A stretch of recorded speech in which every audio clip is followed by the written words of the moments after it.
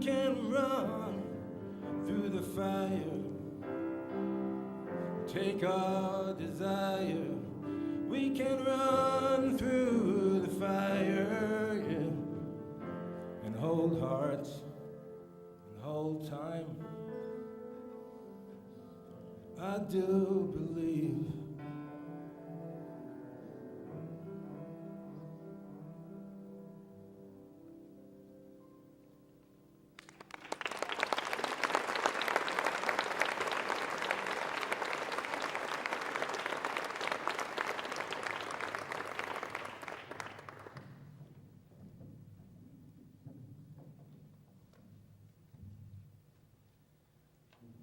One day, at midnight, I wake up because my mother shook me.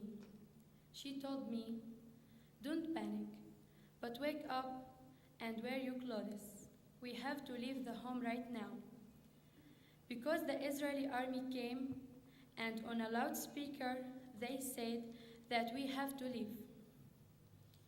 They wanted to shake the house because they had a suspicion that we were hiding Palestinian soldiers and weapons in my home.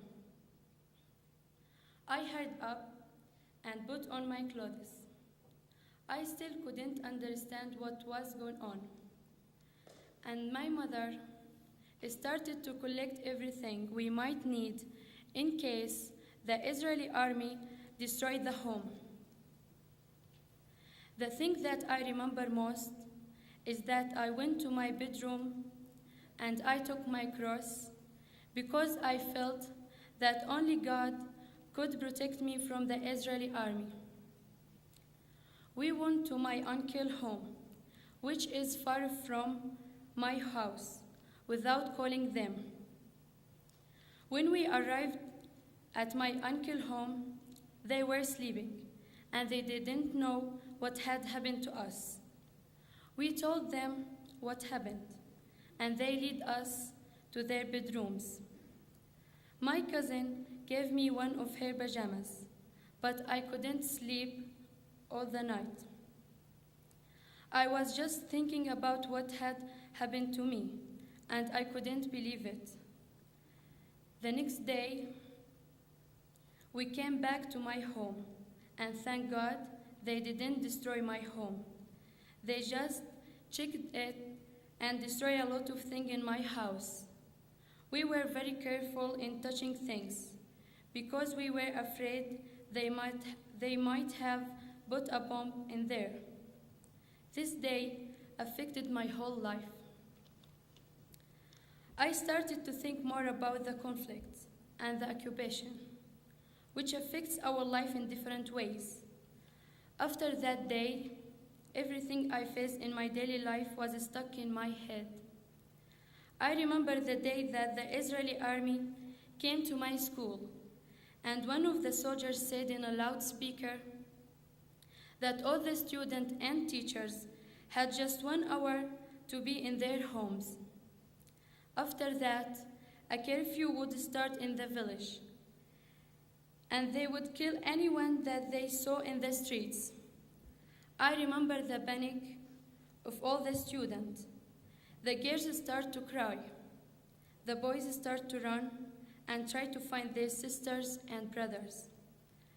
I remember that I start to run without thinking. I just thought that I had to be in my home as fast as I could because I didn't want to be killed. After that, we had a curfew for 1 month. We couldn't go out. We didn't have food. We couldn't use the phone, and we had to stay together all the time. The Israeli jeeps were around my village all the time, day and night. We couldn't even look from the windows because the soldier killed people who looked at them from windows. Nowadays, I see the Palestinian people suffer a lot because of the checkpoints that the Israeli government built between Palestinian territories, between our cities, and even between our villages.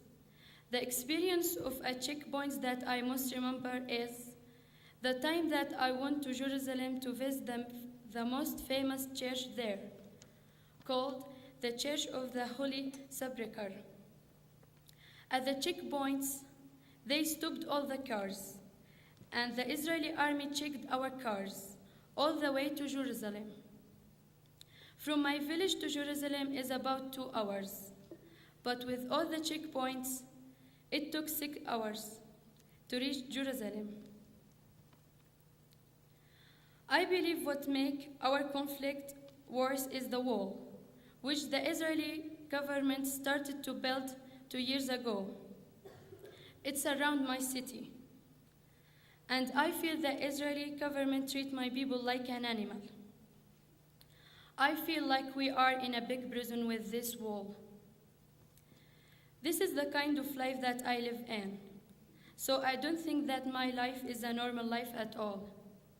I wish I could have a normal life one day and have my security, freedom, country, and an army to protect me.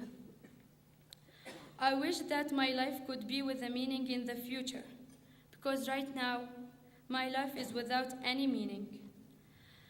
But I will not give up hope to have peace in my life. Gratitude for Peace Camp has taught me that we must forgive each other and forget our suffering that we have endured. I want to start a new page in life, and I don't believe Israeli people should be blamed for what their army does. Gratitude for Peace has given me the chance to understand the other side, to be a good listener, and most importantly, the chance to meet Israeli girls that I don't have the chance to do in my country.